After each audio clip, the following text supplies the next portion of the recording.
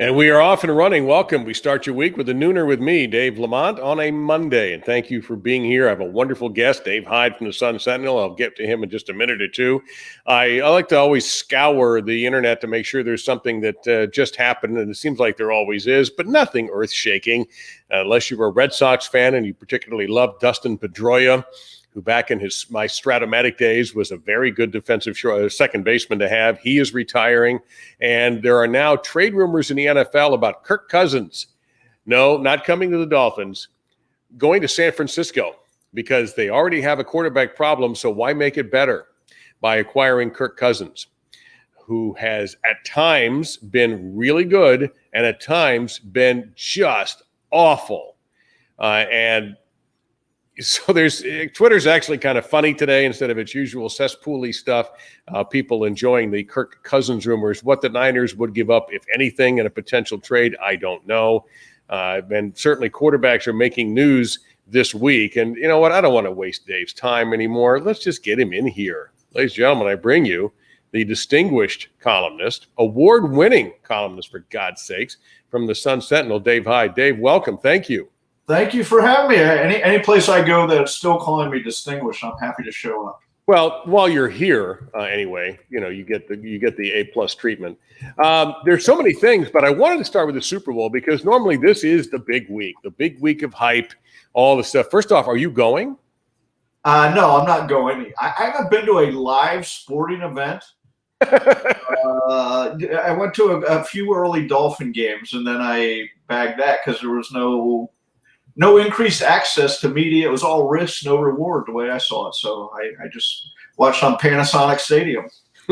Would you normally go if we weren't in this situation? Would you be going? No, I went from 1988 to 2006, and then spotted after that. And by now, I even I don't think for a close one I'd go, but I can go virtually this year because everybody's doing it virtually. Right now, it is Super Bowl. You remember the big night? Now they've made it Super Bowls. Well, that's going on right now as we speak.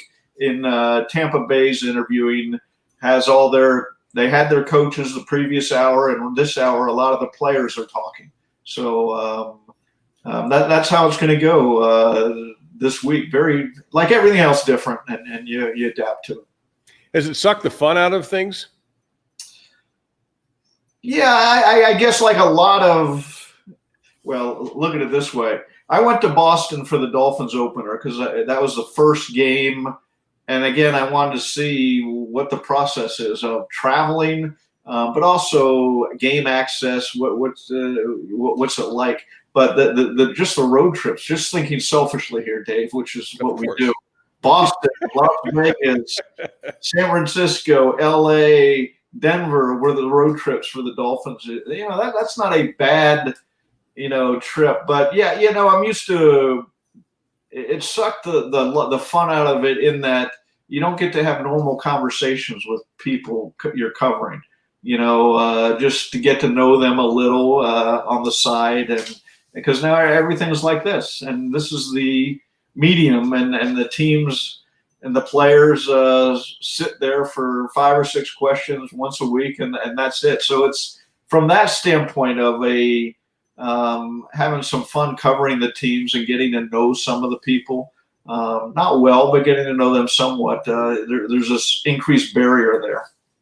I am surprised you're not wearing a Tom Brady jersey for this interview, having come out during the last week or so as, at least for a week, a Tom Brady fan. And there aren't many in this town for obvious reasons. But why are you on the Brady bandwagon this week? Hey, first of all, he's 43. Come on. I told people.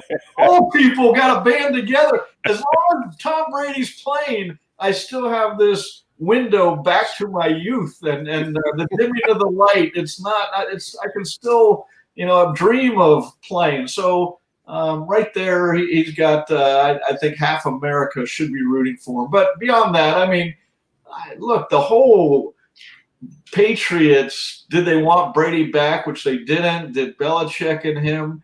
I'm entertained by it all. I'm not sitting there jumping up and down. Boy, Belichick looks bad. Because my thought is you need both. You need Belichick Sure. and you need Brady for sustained winning. You need the coach. You need the quarterback. And you look at the Hall of Fame, who's there? There's rarely is a coach there without a quarterback there that he was with, and vice versa.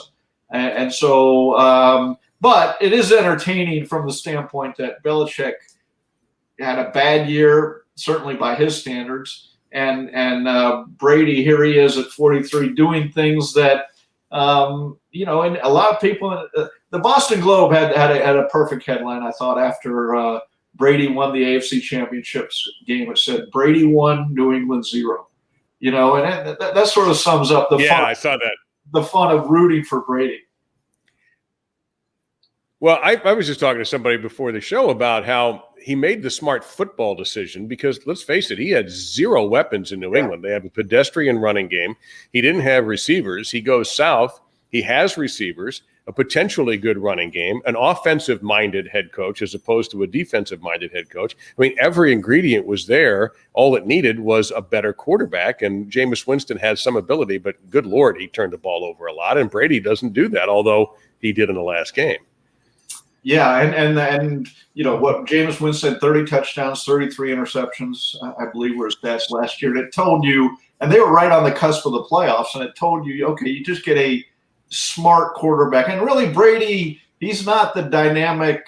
He's made, he's had moments, but you saw what he's done in the playoffs. He's ridden that defense, and that between the defense, between having a talented playmaking set, a good offensive line. You're right. He was a free agent. He looked at the dance card. Okay, who do I want to go with? And he made a smart decision for him. And Tampa Bay made a smart decision, not a tough decision, but a smart decision in bringing him aboard. Kansas City is a 3.5-point favorite, a number that I find a little small given their proclivity for offense. How do you see this one Sunday breaking out? Yeah, I look, Kansas City to me is an NBA team. They go on runs, Remember that you've seen it this playoffs. We saw it against the Dolphins. The Dolphins contained them in the regular season for the first quarter. Then between the second and the third quarter, I think they scored 30 straight every time they touched the ball. Yes, and that's what they do. That's they have Houston in the playoffs. They're down 24-3, I believe, a year ago, and they put up 51 points on them. I mean. So I agree. I don't know what the point total should be, but if you're picking Kansas City, which it's hard not to pick Kansas City. It's hard to imagine it'll be a 3-point game. No, I think if they win big. Tampa's got to control the clock and control the ball. I think their most valuable player isn't Brady. It's Leonard Fournette and maybe Ronald Jones as well. If they just basically have to play keep away, I think is their best chance. I don't see them, to use your NBA analogy, trying to outshoot Golden State. Yeah, and even then, there are games, trying to pull it off the top of my head. There was a big game they played.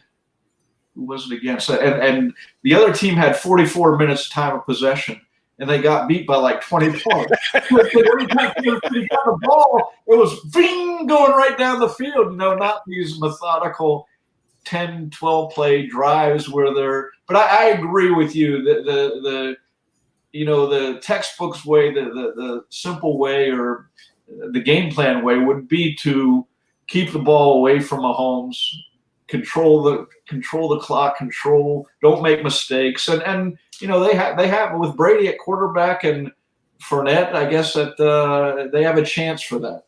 A chance, but there's another quarterback getting as much or more publicity than Brady and Mahomes, and that's Deshaun Watson. And obviously the Dolphins are in the mix. You are unabashedly ordering the Dolphins to do whatever they have to do to get Deshaun Watson here. What is your argument for that? Well, my argument is, and I'm getting blowback from the Tua people, and I get it, maybe Tua grows up and becomes Deshaun Watson. And maybe not. You don't know. This isn't a dismissal of Tua or anything like it. But my point is, maybe Tua becomes Deshaun Watson. Why not go out and get the sure thing? He's 25. He's a top, I don't know how you want to count, 5, 6, 7 quarterback in the league. He's everything you hope Tua becomes. And everybody says, well, this would ruin their whole tear down and rebuild plan. And I'm not, no, this is the rebuild plan. Why you got the extra draft picks. You get to the starting line of being a contender. To do that, to get to that starting line, you need a franchise quarterback, an elite quarterback. As a GM said to me, there's 5 quarterbacks who can have sustained Super Bowl contention at any time in the league. And if you're a GM, your whole job is to get one of those 5. And if you don't have one of the 5, it's how do I get one? And this would be a chance to get one. I feel like I'm talking to Jimmy Johnson. I feel, and I know you've talked to Johnson quite a bit, and I hear that influence, and I see your point. And the more I think about it, even though they have sent out smoke signals that they're pro Tua, literally what Chris Greer said, and then they go out and they get a quarterback coach that's Tua friendly, and we'll see what they do with the OC position. But I think the only thing I would be concerned about is if I'm Houston, on the other hand, I'm sitting there with my arms folded, smoking a cigar, and just demanding everything you have to give up this asset. Yeah, and they're look, something's wrong in Houston. I don't know what I hear whispers and what happened between Deshaun Watson to signing a big contract last year, and if the whispers are true and it comes out, I think everybody will go, oh, okay, I understand why he wanted out of there.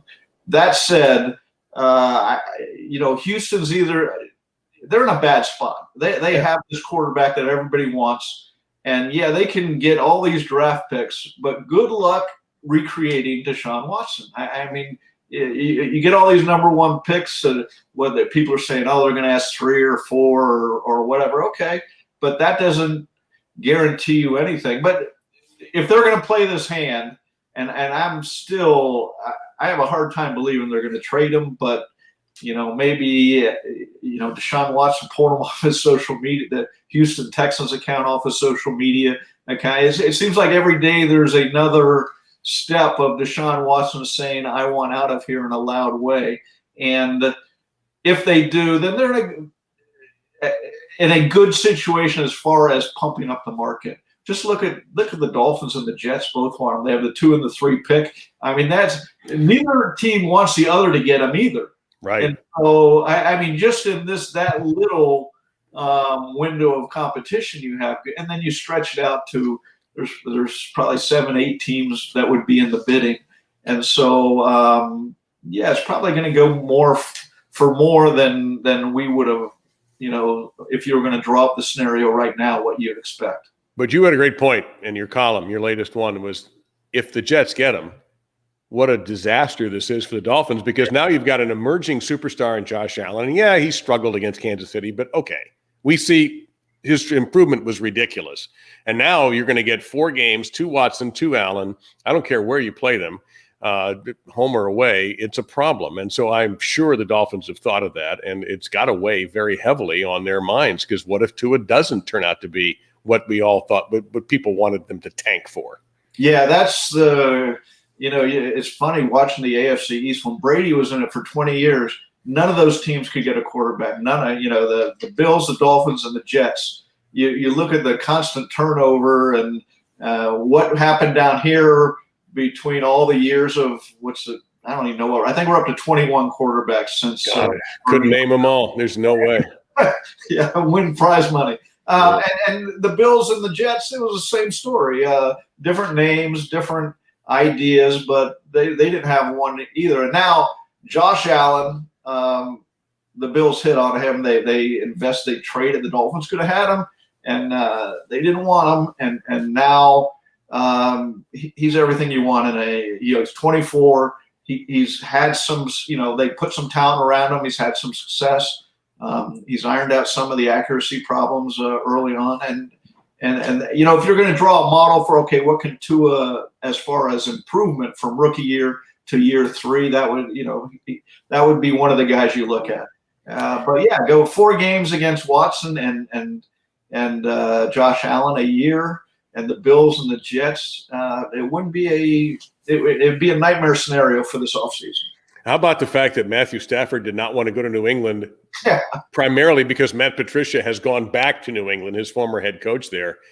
Otherwise, that would have been really interesting. If somehow they had conned the Lions, and that would have really made – I mean, I don't know what to make of Stafford anymore. You talk about being surrounded by the right people. That certainly hasn't happened. But some of it's his own fault as well. I just wonder if he was trying to cram that 10 pounds of crap into a 5-pound bag when he was with the Lions. Yeah, it's hard to know, how much was Stafford being, having problems, how much was the Lions just being dysfunctional.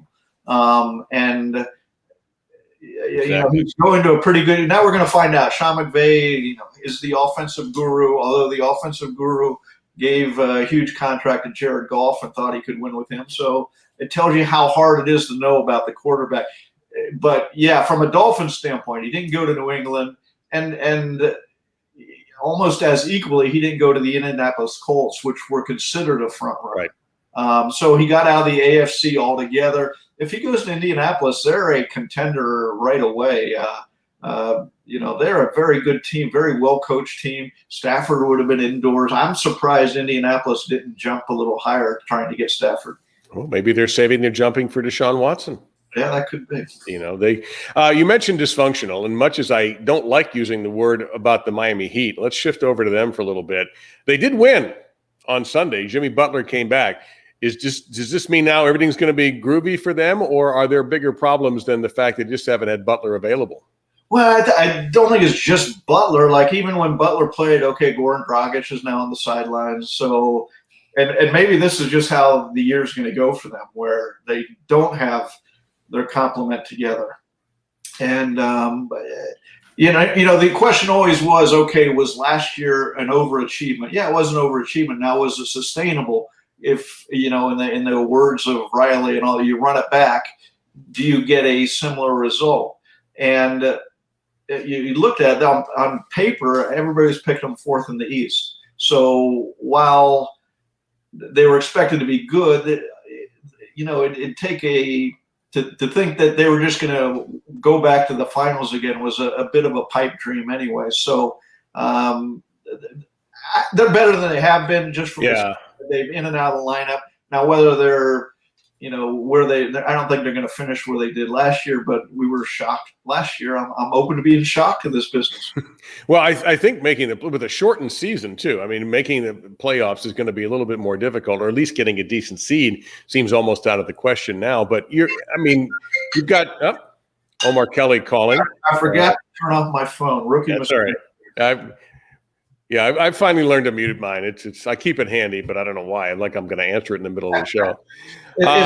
Certainly, I'm sure it's somebody calling about the warranty on my car. Oh, I have some prescription ready at CVS is the call I just got a little while ago. So, it's interesting because Tyler Hero may not play tonight against Charlotte.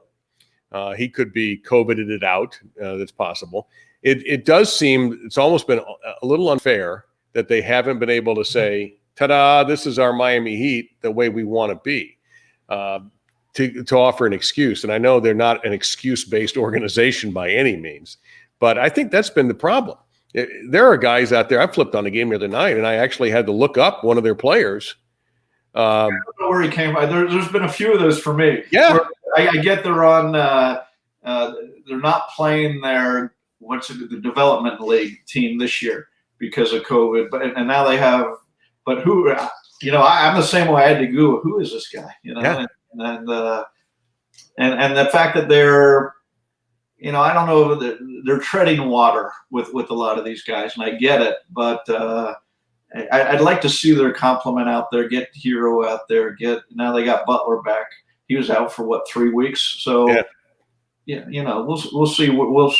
There's plenty of season left for them to rate whoever they are. And it may start now. They still have the big West Coast trip coming up. They haven't done that yet. And but at the moment, they're in the middle of this homestand. They've got a team that they're favored to beat tonight, Charlotte. That's not that great. But at this point, you can't be cocky. And maybe the 2-game win streak and, the narrow win over Sacramento will propel them. I just love the narrative out of Sacramento was Hassan Whiteside's a mentor now.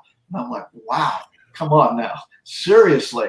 That was the word attached to Hassan Whiteside. And I was like, whoa, times have changed. Yes, they have. And I don't know what their definition of mentor is there. It wasn't that way here, as everybody is there are still people mad at him down here for the contract havoc he wrecked when Pat Riley gave him a boatload of money and it didn't work out. Yeah, I was all for that. And it didn't, at some point, when people tell you who they are, I guess you should believe them, instead of thinking, well, all this responsibility, he'll become the player you want him to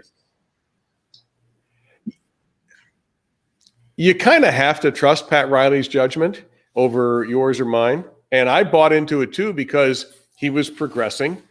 He was a big body, all of the stuff that we heard, a big body, defensive intensity, shot blocker, all these things you kind of need. And they don't always work. On the other hand, Bam Adebayo has probably exceeded expectations. Yeah. And has become a budding superstar. Yeah, what they've done with mid-level, 10 to 20 or 10 to 15 draft picks is pretty remarkable. And it speaks of their scouting, and it speaks of their coaching, their player development. And, what I love most about the Heat is they don't throw away seasons. Their rebuilds, they say, we're going to try to still win amid a rebuild. And so they get the 11th pick and get Adebayo, or what was here, the 13th or 14th.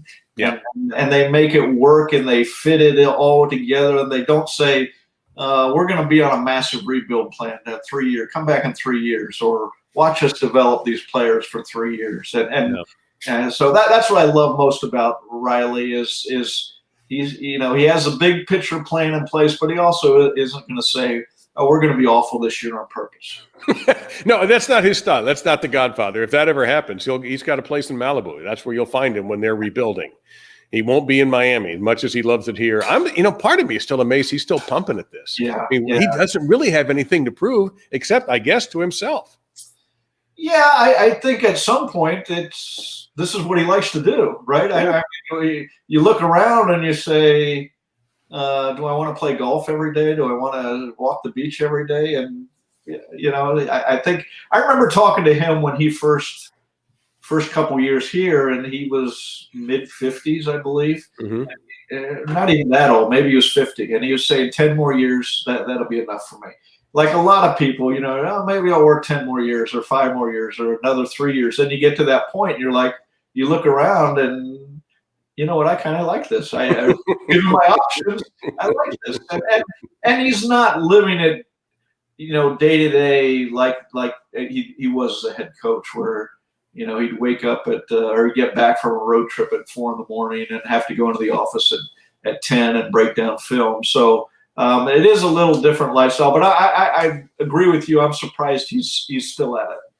Well, his yearly press conference is must viewing. I mean, it's forever entertaining, and he still has an incredible amount of charisma, as much as anybody we've ever had in this town, front office person, coach, or even athlete. You know what I love about his press conference, or even when he talks, he's not afraid to say things. Right. Now, I get it. He's Pat Riley. He can say whatever he wants at this point. But even when he first got here, he would say things. He wouldn't give gobbledygooks coach talk or team talk, or he would have opinions. He'd have thoughts. He'd know what. Look, I'd go to him without a column, and I'd walk away with 4 columns because he knew my job better than me about what I was going to write and how to say it. He actually made me get a tape recorder, start tape recording interviews, because he talked so well that I was missing words, and I could not recreate his speech pattern, just by writing it down. So I actually had to start recording because he would talk so well and so long. I couldn't keep up with him. So I miss him being the everyday speaker on that team for sure. Were you in New York the first game he came back there after he left? Were you there when he said you can shove that fax up your ass? So, yeah. That's what he's thinking. To me, the great scene from that game, and this was hilarious, and after the game, so after, I can't even remember where they won or lost, but after they lost. The horde of New York media in addition to the horde of South Florida media that went to cover that game, they had us go into this big, long room. O'Reilly will come in here. So imagine a big, long room and all the media. You walk in and you go to the left, and the TV crews are setting up on their pit. They're standing up on folding tables trying to get better view. There must have been 100. And Riley walks into the room. Instead of turning left to where the media, he turns right down this other room, and he stands at this empty room. All of a sudden, all the cameras that are pointing this way have to run. Everybody runs to the other end of the room to surround Riley. People are getting up on these bringing the folding tables, and in the middle of this crazy collapsed. One of these tables that people are standing on collapses, and one end collapses, so it's like a slide, and you had like 3 TV cameramen sliding down the slide into other media, knocking them down. Everybody's cursing, and Riley says, "I love New York." I remember that.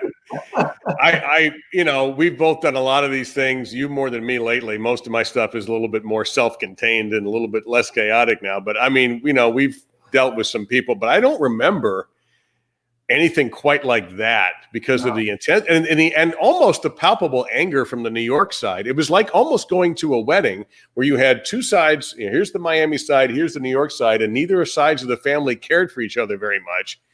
I remember Sean Powell? Yeah, sure. All right, so you go back to that series where the Heat beat the Knicks in Game 7.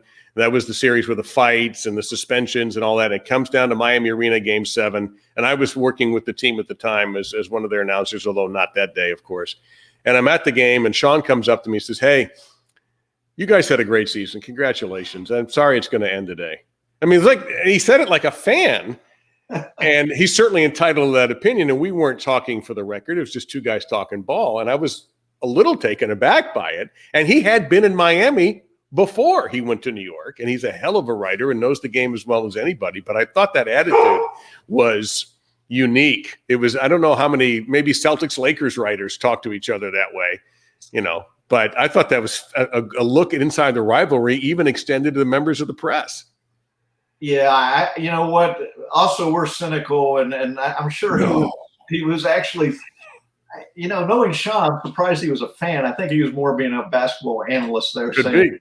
You aren't going to. The Heat can't win this game. So, for the most part, and that was such a fun 3 or 4 year run with the Heat and the Knicks in that to cover.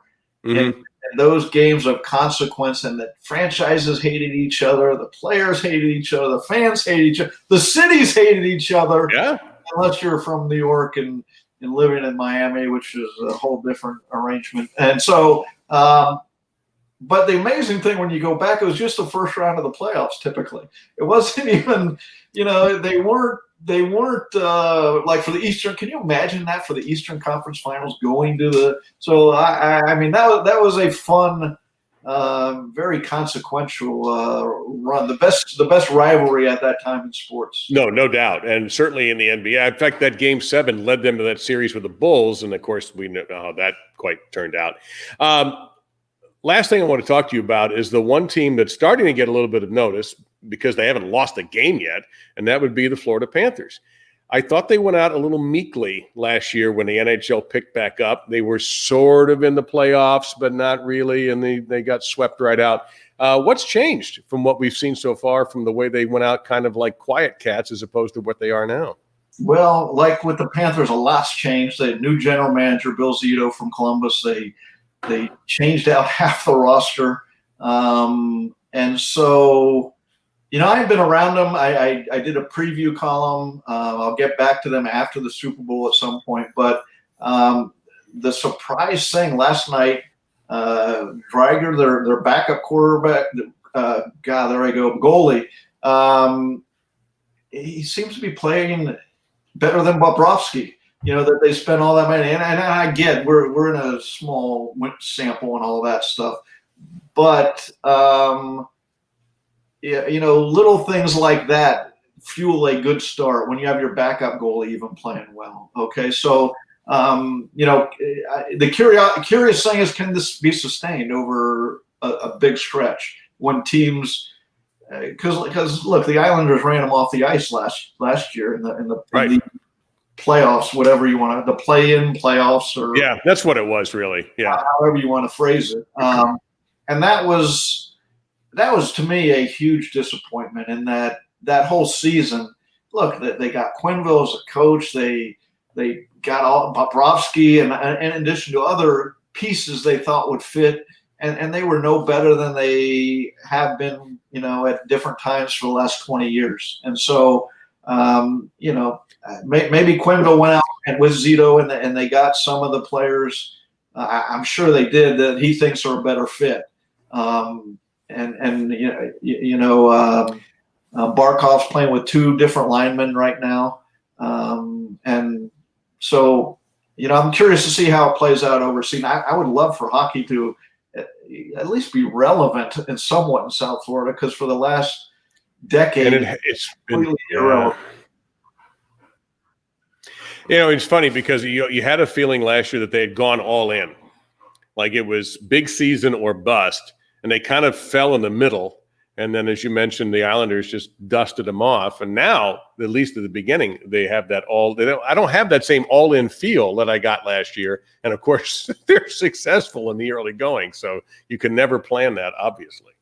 Yeah, I'm curious. Again, this is a franchise that hasn't won a playoff series since '96. The magic, and it's unbelievable. Again, the Dolphins haven't won a playoff game since the 2000 season. The Panthers go back. That's hard to do in hockey, a sport of, talent, but also there's a random quality in it that other sports don't have.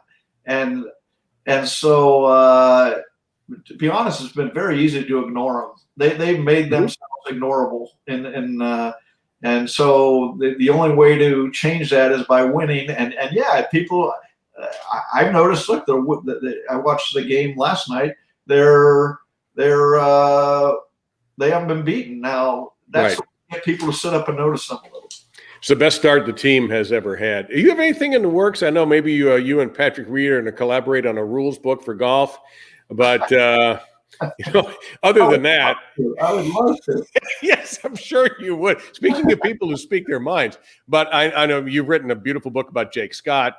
You've done some other great works. Do you have anything outside of your daily work that you wish to promote? Yeah, no, I wish I had something I could throw out there to help add to the educational and or retirement income, but no, nothing beyond the columns and the blogs and the videos and all the other stuff that now are mass media Sun-Sentinel.com does for us. So no, nothing. How about you? What This is it right now at the moment. I'm kind of COVIDed out of the world at the time being, so we'll see what happens from here. But I've got this going, and I'm so appreciative of you taking the time to offer up your thoughts on everything, and certainly look for whatever you and Omar have to say. Omar Kelly, your blogging or vlogging, I guess, partner, especially with all things football. You guys do a hell of a job with that. So it's appreciated. Thanks.